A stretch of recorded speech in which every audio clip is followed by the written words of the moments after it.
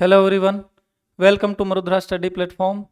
SR Saini solutions की series में हम पढ़ रहे थे सेट्स एंड रिलेशंस, जिसमें एक्सरसाइज 1A में क्वेश्चन नंबर 57 तक सॉल्व किए थे। आज स्टार्ट करेंगे इस वीडियो को क्वेश्चन नंबर 58 से। देखते हैं क्वेश्चन नंबर 58 में आपको दिया है कि 3x3 वास्तविक मैट्रिक्स के समुच्चय पर एक संबंध इस प्रकार परिभाषित है कि मैट्रिक्स ए से मैट्रिक्स बी में संबंधित है यदि और केवल यदि एक ऐसा 3x3 व्युत्क्रमणीय मैट्रिक्स P विद्यमान है कि B equals to P inverse AP हो, तब आपको इसके स्वतुल्यता, सममितता और संक्रामकता के बारे में बताना है।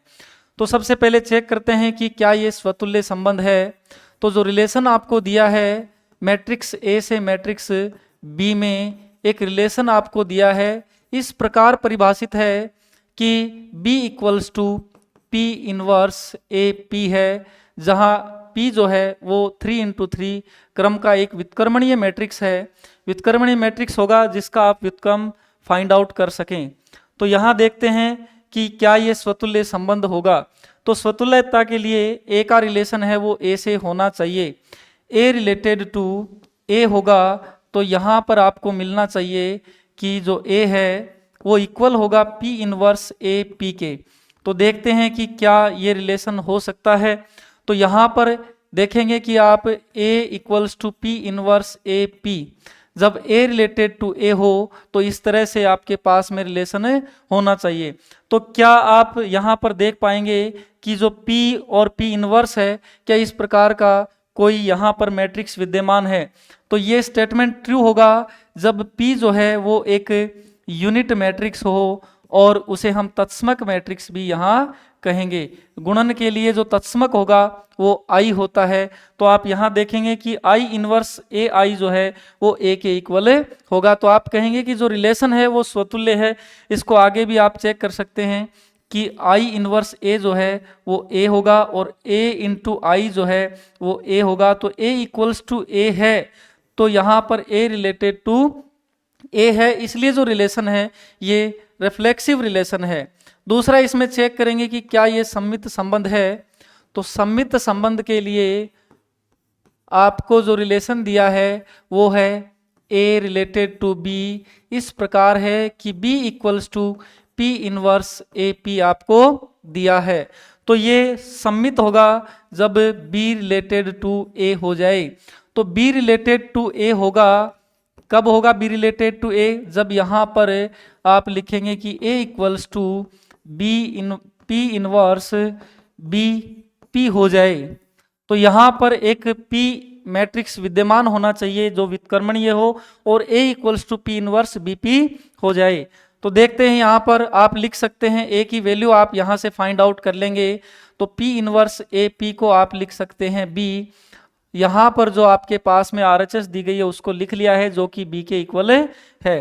तो आप यहाँ पर गुणा कर देंगे मैट्रिक्स P से और गुणा कर देंगे मैट्रिक्स P इनवर्स से। तो आप दोनों साइड में मल्टीप्लाई करेंगे तो यहाँ भी P इनवर्स ही आएगा। पहले आपने गुणा की है P से और बाद में आपने गुणा की है P इनवर्स से, तो यहाँ भी आपने लिख दिया P और P इनवर्स।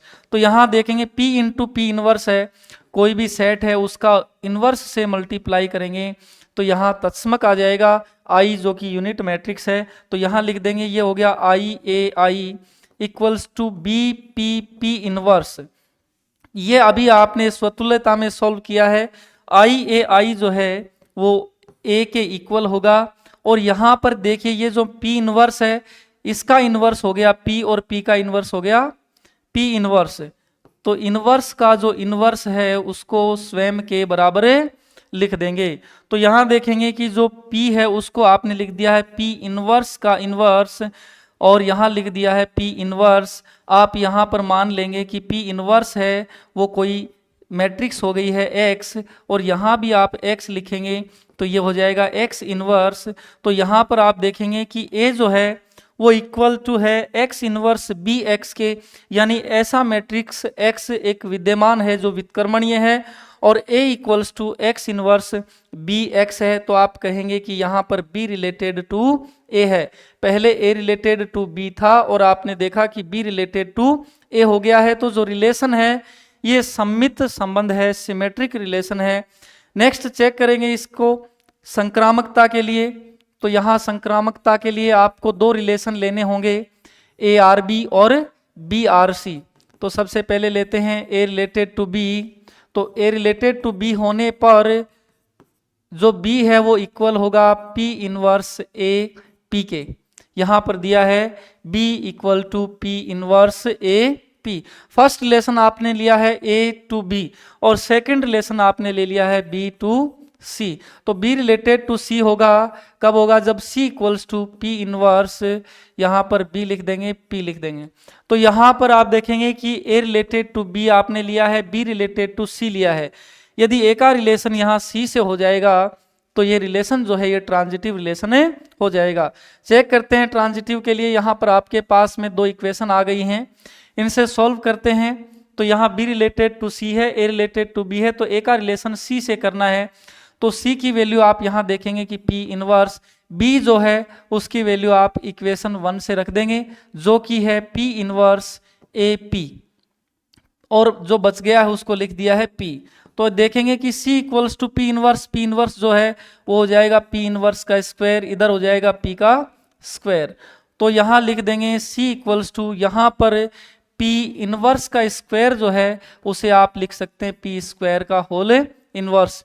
ये प्रॉपर्टीज ऑफ प्रतिलोम कहें आप इसको इनवर्स कहें, तो आप यहाँ देखेंगे कि p स्क्वायर का होल इनवर्स लिख देंगे और इक्वल्स टू आप यहाँ पर लिख देंगे पी स्क्वायर। और पी स्क्वायर एक मैट्रिक्स विद्यमान है जिसका प्रतिलोम आप यहाँ पर ज्ञात कर सकते हैं। तो यहाँ पी स्क्वायर का इन्वर्स है, तो लिख देंगे जो पी स्क्वायर है वो मैट्रिक्स वाई आपने मान ली है, तो आप इसको लिख देंगे वाई, और यहाँ पर इन्वर्स है तो वाई इन्वर्स लिख देंगे। तो यहाँ पर आ जाएगा C equals to Y inverse A Y, यानी वाई इस प्रकार का एक मैट्रिक्स है जिसका इन्वर्स आप कर सकते हैं, और C equals to Y inverse A Y है, यानी यहाँ पर A रिलेटेड टू C हो गया है। तो A related to B, B related to C होने पर A का रिलेशन C से हो जाए तो जो रिलेशन है वो संक्रामक संबंध हो जाएगा। तो इस क्वेश्चन में ऑप्शन नंबर 4 जो है वो करेक्ट ऑप्शन होगा, जिसमें आपको स्वतुल्य दिया है, सम्मित दिया है और संक्रामक दिया है। तो इस ऑप्शन नेक्स्ट क्वेश्चन के लिए देखते हैं क्वेश्चन नंबर 59। मान लो a इक्वल्स टू x और x बिलोंग्स टू n दिया है, जहां x is equal to less than 10 दिया है, और a पर एक संबंध r निम्न प्रकार परिभाषित है कि x r y, जहां x और y दोनों ही सम है या दोनों ही विषम है। तो यहाँ भी तीनों आपको देखना है कि स्वतुल्य, सम्मित और संक्रामक में से कौन सा संबंध है। तो सबसे पहले स्वतुल्य के लिए देखते हैं। रिलेशन आपको दिया है एक्स आर वाई, जहां एक्स वाई दोनों ही सम हैं या दोनों ही विषम हैं। तो दोनों ही या तो सम हैं या विषम हैं, दोनों ही या तो विषम हैं या सम हैं। तो यहां देखेंगे कि स्वतुल्य के लिए X R X, X related to X होना चाहिए। तो आप जब एक्स आर एक्स लेंगे तो एक्स जब सम होगा तो यहां पर लिखेंगे कि एक्स एक्स सम है, और एक्स विषम होगा तो लिखेंगे कि एक्स एक्स विषम है। तो यहां पर दोनों जगह एक्स एक्स लेने पर आप लिखेंगे कि एक्स एक्स दोनों ही या तो सम है या दोनों ही विषम है। तो यहां पर एक्स रिलेटेड टू एक्स हो गया या X X belongs to R हो गया है। तो जो रिलेशन है वो स्वतुल्य संबंध हो जाएगा। दूसरा इसमें देखेंगे स्वतुल्य के बाद सम्मितता, तो एक्स वाई दोनों ही सम है या दोनों ही विषम है, तब रिलेशन आपका है एक्स आर वाई। तो यहां पर दोनों ही सम हैं या दोनों ही विषम हैं। तो इनका क्रम चेंज करने से इनके सम विषम होने पर कोई प्रभाव नहीं पड़ेगा। क्या कह सकते हैं, एक्स वाई दोनों ही सम है या दोनों ही विषम है, या आप कह सकते हैं कि वाई एक्स जो हैं वो दोनों ही सम है या दोनों ही विषम है। यानी क्रम चेंज करने पर इनमें सम विषम होने पर कोई प्रभाव नहीं पड़ेगा, दोनों ही सम है या दोनों ही विषम है। तो यहाँ पर y रिलेटेड टू x हो जाएगा। तो x रिलेटेड टू y होने पर y रिलेटेड टू x भी हो तो आप कहेंगे कि जो रिलेशन है वो यहाँ पर सम्मित है, सिमेट्रिक रिलेशन है। तो रिलेशन जो है ये स्वतुल्य भी हो गया है और सममित भी हो गया है। तीसरा चेक करते हैं संक्रामकता के लिए, तो यहाँ पर x और y है, जब x और y दोनों ही सम या दोनों ही विषम हो, या तो दोनों ही सम हैं या दोनों ही विषम हैं।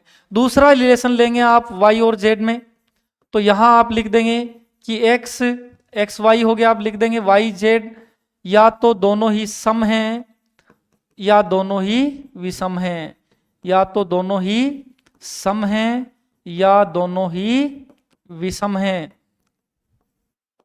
तो आप देखेंगे यहाँ कि जब x जो है वो सम होगा तो y भी सम होगा, और y सम होने पर z भी जो है वो सम हो जाएगा। इसी तरह आप विषम लेंगे, तब x विषम होने पर y भी विषम है और y विषम होने पर z भी विषम है। तो आप कहेंगे कि तीनों ही या तो तीनों ही सम होंगे या तीनों ही विषम होंगे। जरूरत है आपको x और z की, तो आप लिख सकते हैं कि x और z या तो दोनों ही विषम हैं या दोनों ही सम हैं।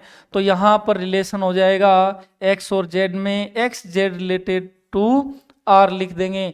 तो यहाँ पर x r y है, y r z होने पर x r z हो गया है, x का रिलेशन है z से भी है, तो आप कहेंगे कि जो रिलेशन है वो संक्रामक संबंध है। तो यहाँ पर देखते हैं कि जो यहाँ संबंध दिया गया है वो एक तुल्यता संबंध हो जाएगा, स्वतुल्य भी है, सममित भी है और संक्रामक भी है।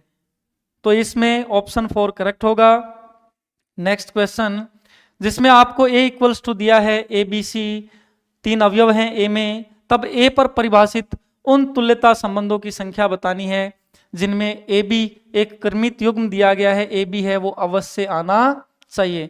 तो यहाँ पर देखते हैं कि सेट ए में 3 अवयव हैं ए बी सी, तो आपको बताना है कि ए पर परिभाषित ए से ए में रिलेशन में जो तुल्यता संबंध होंगे वो कितने हो सकते हैं, उनकी संख्या कितनी होगी। तो कोई भी रिलेशन होता है वो, जैसे कि ए से बी में कोई रिलेशन है तो आप लिखेंगे कि वो ए क्रॉस बी का, यहां पर कार्टेशियन प्रोडक्ट जो करेंगे उसका उपसमुच्चय हो जाएगा। यहां पर आपको जो रिलेशन लेना है वो ए से ए में लेना है, तो ए से ए में रिलेशन के लिए कोई भी रिलेशन होगा वो ए क्रॉस ए का उपसमुच्चय होगा। तो यहां देखते हैं कि ए क्रॉस ए में टोटल कितने अवयव होंगे। ए में 3 अवयव हैं, तो 3 × 3 जो है वो यहाँ पर 9 अवयव होंगे रिलेशन में, या ए क्रॉस ए में क्रमित युग्मों की संख्या है वो 9 हो जाएगी। तो देखते हैं यहाँ पर ए लिखेंगे क्रमित युग्म में, ए बी लिखेंगे, ए सी लिखेंगे।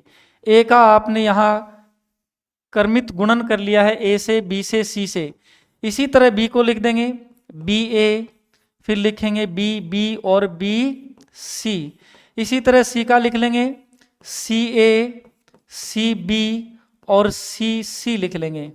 अब यहाँ पर इसमें से आपको बतानी है कि कौन से अवयव आप लें कि संबंध जो है वो तुल्यता संबंध रहे और उसमें जो है ए बी भी अवश्य आना चाहिए। तो यहाँ पर तुल्यता संबंध के लिए सबसे पहले कोई भी जो रिलेशन है वो स्वतुल्य होना चाहिए, यानी प्रत्येक अवयव का स्वयं से संबंध होना चाहिए। तो यहाँ पर अवयव है ए बी सी, तो यहाँ पर आपने एक रिलेशन लिया R1, तो यहाँ देखेंगे तुल्यता के लिए ए का रिलेशन ए से, बी का रिलेशन बी से और सी का रिलेशन सी से होना चाहिए। यहाँ तक जो लिखे हैं इसमें 3 एलिमेंट्स, ये जो हैं ये तुल्यता संबंध हो जाएगा, एक तत्समक संबंध है।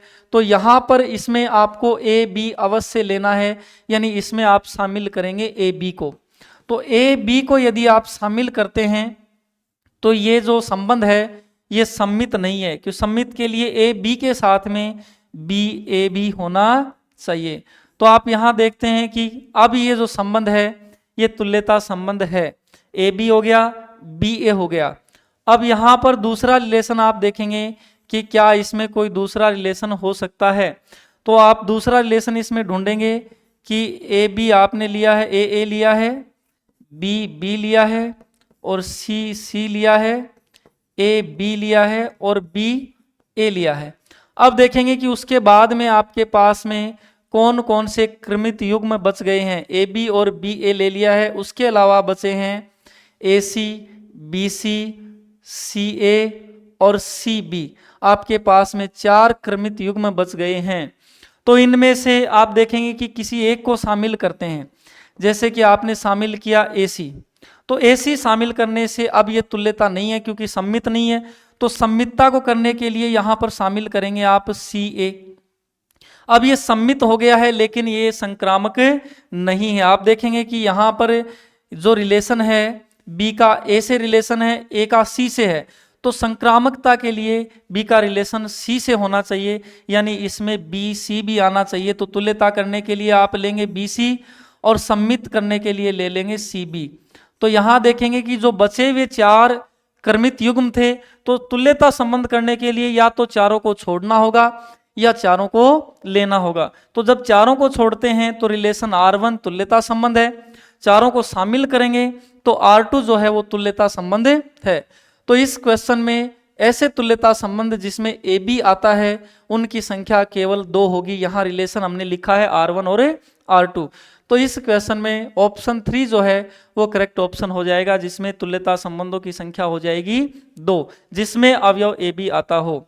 नेक्स्ट क्वेश्चन, मान लो ए बी सी इसी प्रकार का क्वेश्चन है कि ए आपको दिया है जिसमें 3 अवयव हैं ए बी सी।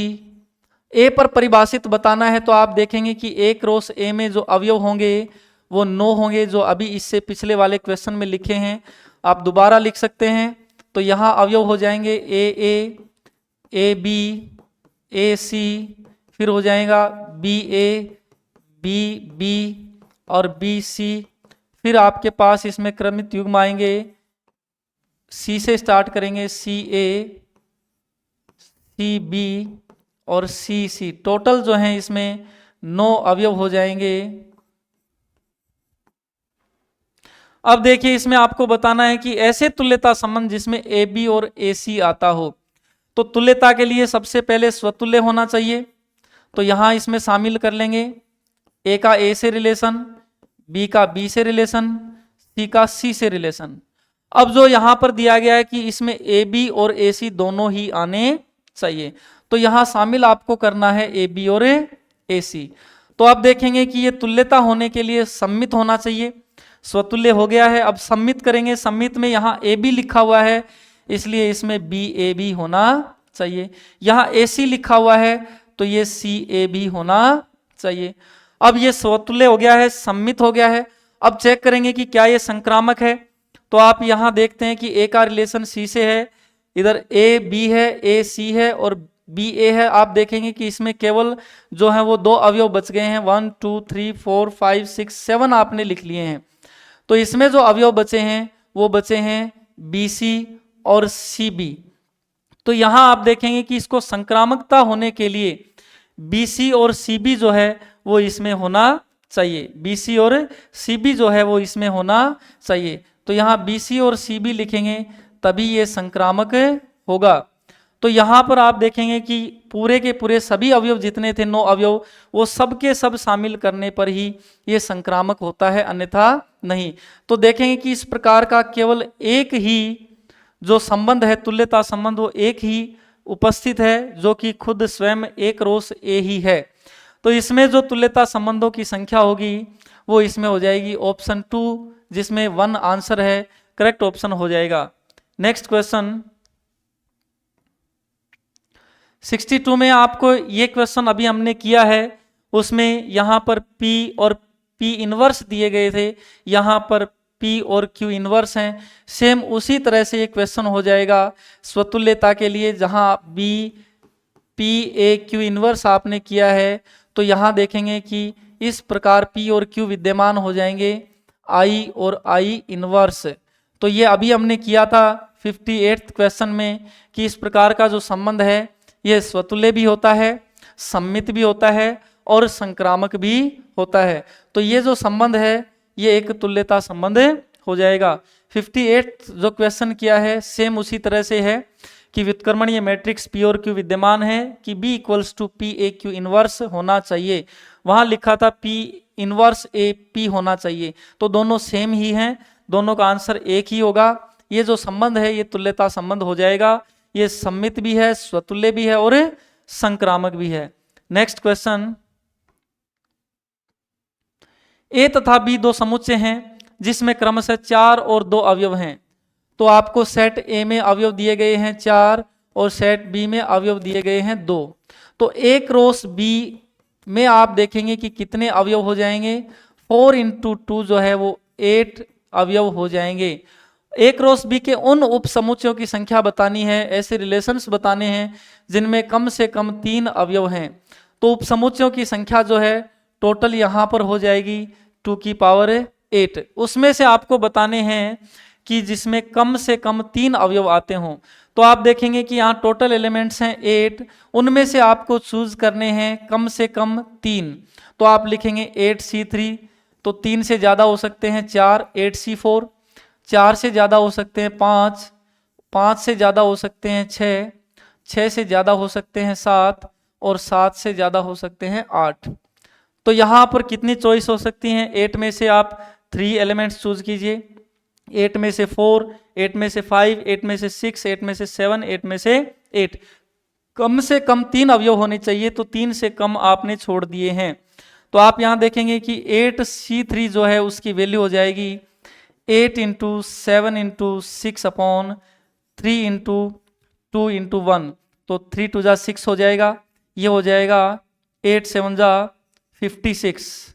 नेक्स्ट आप देखेंगे इसमें 8C4 जो है वो हो जाएगा 8 7 6 5 अपॉन 4 3 2 1, तो यहाँ 3 2 जा 6 हो गया, 4 2 जा 8 हो गया, यहाँ आप मल्टीप्लाई करेंगे तो यहाँ 70 हो जाएंगे।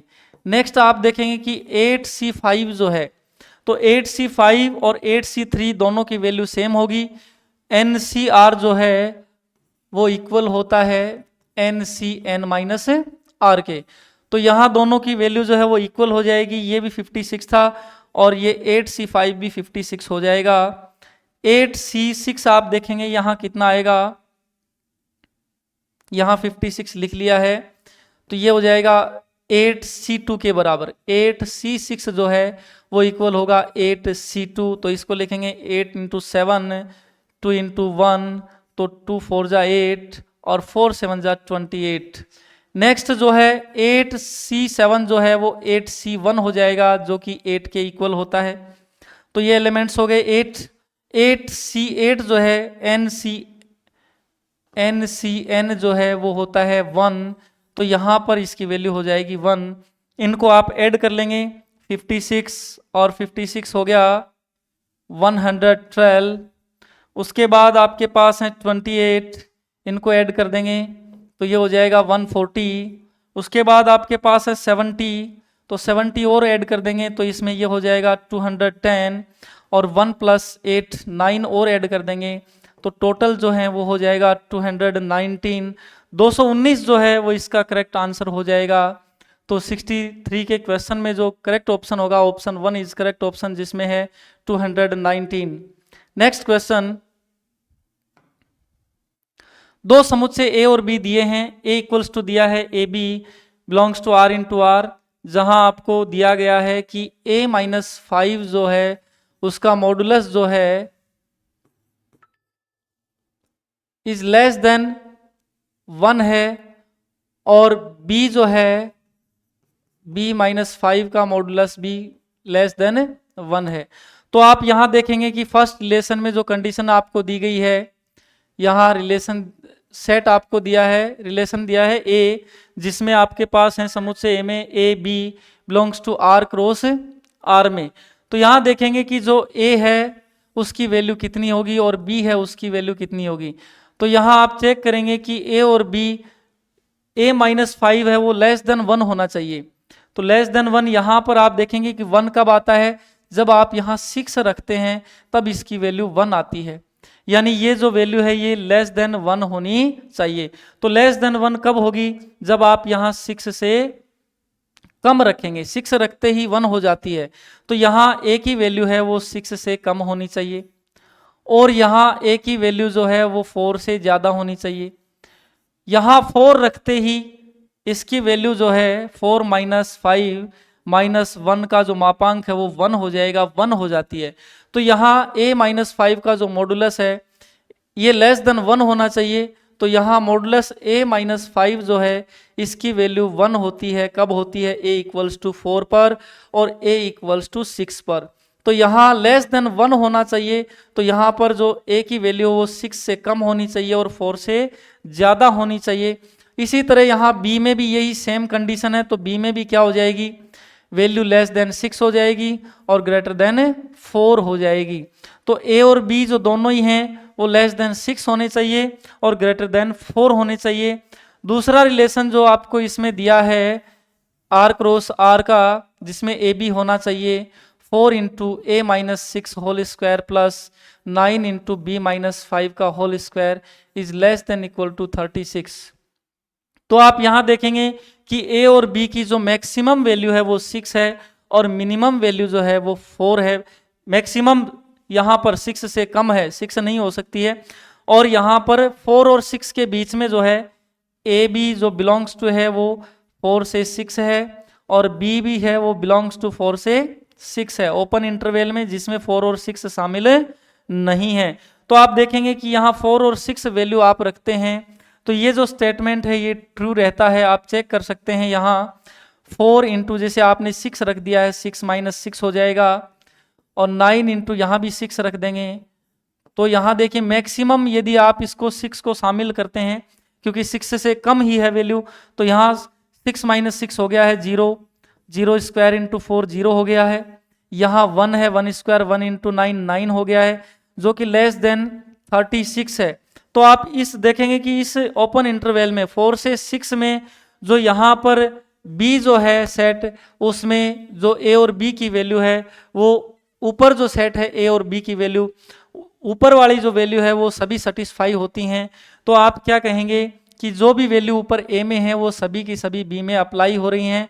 तो यहाँ पर आप लिखेंगे कि जो b है, a है वो b का सबसेट है। a की सभी वैल्यू जो हैं वो b में हैं, a की प्रत्येक वैल्यू के लिए जो b है वो सेटिस्फाई हो रहा है, तो आप कहेंगे कि यहाँ जो a है वो b का सबसेट है। तो इसमें ऑप्शन 1 जो है वो करेक्ट ऑप्शन हो जाएगा।